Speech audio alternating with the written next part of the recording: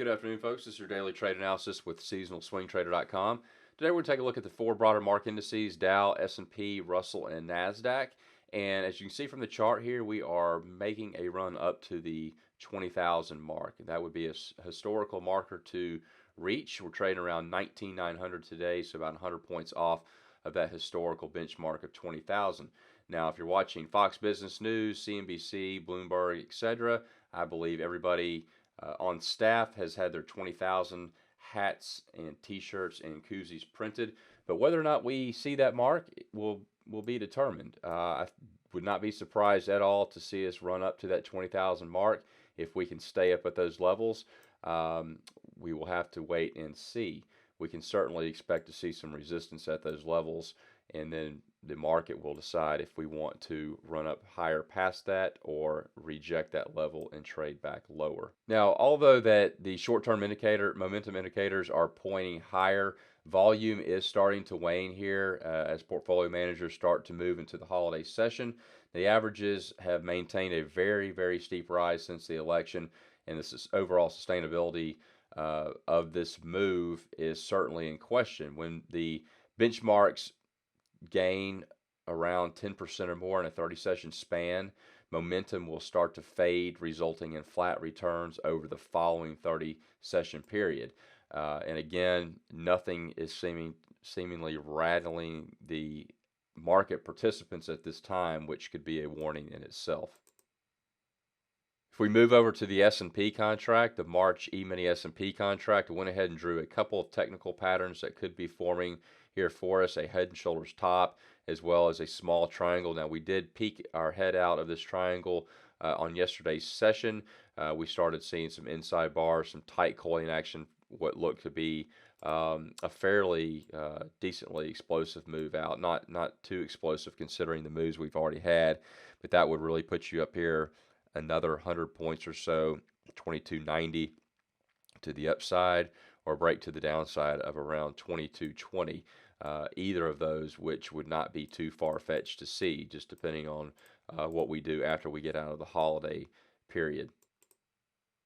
Wanted to share this stat with you here, breaking the S&P 500 index into quarterly weather patterns.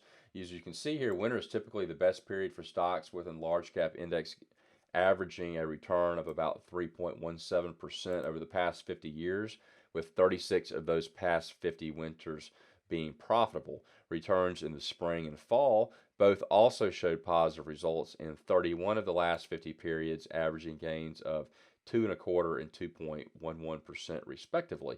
Now, the summer obviously lags the rest of the market gains, averaging only around 1/4 to 0.35%, positive 29 of the past 50 periods. Now, there's much more than weather that derives the seasonal tendencies for stocks. The correlation of the temperature outside to seasonal tendencies is weak at best. However, there are some areas of the market that are more weather sensitive than others, including energy and utilities, which tend to react to extremes that influence demand. Seasonally, utilities tend to gain in the last half of December, then falling off through January and February, while the energy sector recently concluded a period of seasonal weakness, with tendencies turning mixed through to late January. I did say we would also look at the Russell and the NASDAQ. I don't have much to talk about here. If I'm talking about one index, I'm pretty much talking about them all, although we do look at them on an individual basis. The Russell index putting a very similar pattern here to the Dow and the S&P. We went and notched these highs. We pulled back and making another run back up. If you look at the NASDAQ, we're a little bit more flat here up at the top. If you recall, the NASDAQ did lag the rest of the markets for quite some time until we broke above this mark here, and now we're just resting up here at these highs, waiting for a next decision. One last market I wanted to bring to your attention was silver. Whether you're trading the silver futures contract or SLV, most of you are probably trading SLV or maybe AGQ, the leverage version of silver. This is the next big seasonal trade going into the end of the year here. The price of silver tends to spike in the last half of December, trading higher through to mid-February. You can see here on the 10 and 15-year trend, we typically put a bottom in right here, trade higher into mid-Feb. Let me put the historical average overlays. You can see the 3 and the 5 here. Maybe a couple more sessions to go lower here before springing higher. We did have a nice bullish reversal candle, although this is not a candle chart, but a nice reversal price action here at the 23.6 level.